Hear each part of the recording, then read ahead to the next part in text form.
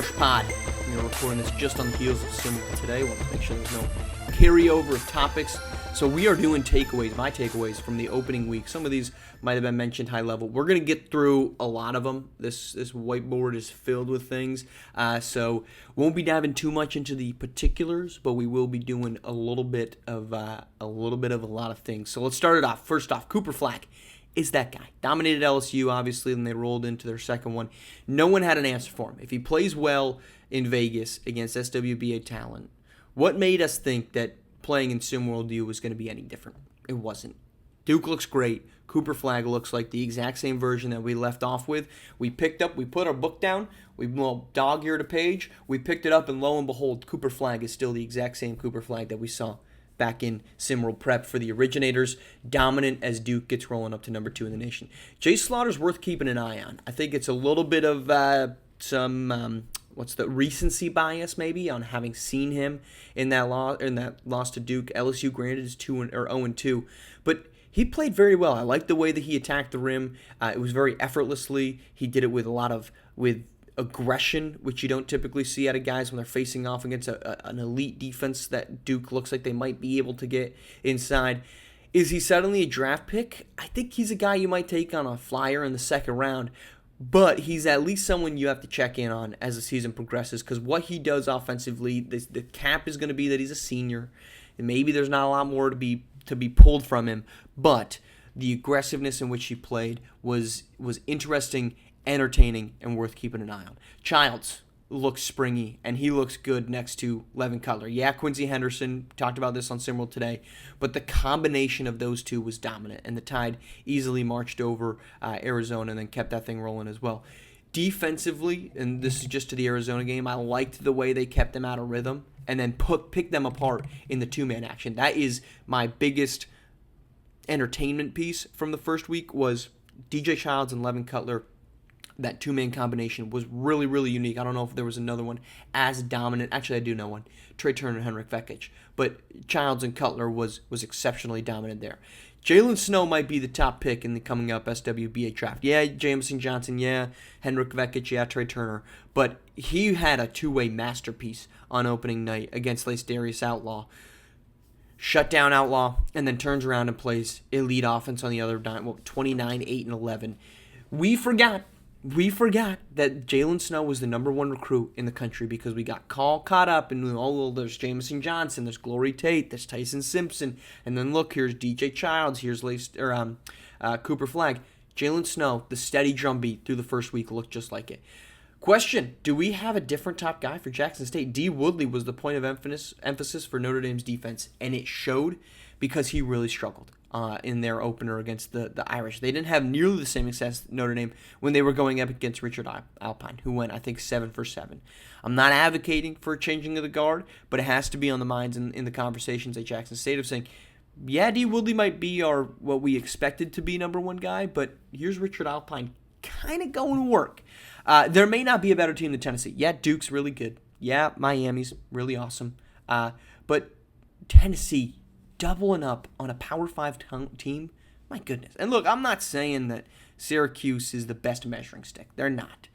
But 47 combined from Vekic and Turner is a statement piece. They doubled up a Power 5 conference team. It's not easy to do. Meanwhile, opposite side of that one, it's the same old Cruz. De'Aaron Cruz, welcome back. Brutal 5 for 16 night is just a continuation of the struggles that we saw from him in prep. Maybe that's not his future, but it sure looked like his past. And history has a tendency to not only repeat itself, but give us indications of the future. And that is not a good indication. Are the Huskies finding their star? We thought it might be, and we're talking UConn Huskies here, we thought it might be Fareed Redmond. That was an article that I put together. I thought maybe he's going to be the guy that shoulders the load. Maybe it's not. Boo Boo Morgan, Norman Nations took over in that tight win against Missouri. Better nights are going to come from Redmond, who went 5 of 13, which just means it's a dangerous future for anyone going up against the Huskies, because Nations was 10 of 18. Boo Boo Morgan was 11 for 15. Sure, we're going to get worse nights for them, but this team looks like they have a three-headed monster in the backcourt that if one guy isn't rolling, the other two are more than capable of getting rolling. We got 2 more things, but first, EM giveaway time for those listening in. Simple one. We're not talking about the top 25, but I want to hear your thoughts. So put in the number 25 and put in a team that you think is maybe not in the right spot there, right? Is it Iowa at 19? Is it Rutgers at 18? Is it a team that's not even there? Is it Oklahoma, who dropped all the way out? Is there a team that we're not talking about that's outside of the top 25 right now that should be in there? So again, 25, and then put the team that you think should be where they are, or excuse me, shouldn't be where they are, or should be in there at all. All right, last two pieces, Kentucky's rotations. Talked about this after this game when they played against, gosh, it wasn't Wake Forest, but anyhow. Sitting Glory Tate in the second half makes absolutely no sense. Sitting Jamison Johnson for large chunks of the first half makes absolutely no sense. Their starting lineup has no three-point shooting. I do not know why they've got Cunningham and Burks in the starting lineup when you've got Trey Trust and Adonis Knight who came in and were dynamic on offense. When they were on the floor, they allowed against Davidson. There we go. Mine got it Monday morning. When they were on the floor, there was more space for Glory Tate. Davidson couldn't relentlessly attack Jamison Johnson with double teams. You need shooting around these guys, especially around a team that doesn't rely on a downhill threat to be their number one guy all the time. Glory Tate is obviously a downhill threat. Jamison Johnson is not.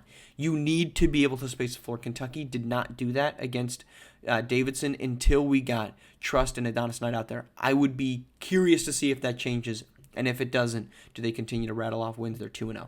Florida's woes. Last piece. Minus 47 in 2 games. They are 2 for 20 from deep. They forced 17 turnovers from Iowa and were still outshot by 9 shots somehow. They allowed Iowa to take 24 free throws to their 9. I looked at both of these games and I said, what the heck did Florida do wrong? Did they give up a bunch of offensive rebounds? Not really. Did they have a bunch of turnovers? Not really. Did they take a bunch of free throws their opponent didn't? Not really. This team just didn't get it done. This team just did not get it done. They allowed so many offensive opportunities. They just could not get stops. I am very, very concerned about what this Florida team... We talk about at the beginning of the season, who's going to be the team at the bottom, right? Last year was Cal. They won, 3 games. Last year, Oklahoma and Texas had their challenges. It might be Florida. It might be Florida because those first 2 games, again, minus 47, average loss of 23.5. They lost by 26 and 21. That's not good. It's not great at all, Bob. That's not great at all. All right, that's our show. We're coming back Monday. Should be back Monday. Back Monday. Talking action-packed SimWorld U. And hey, guess what? Jags, baby. The run begins. 1-4. Duval's coming back.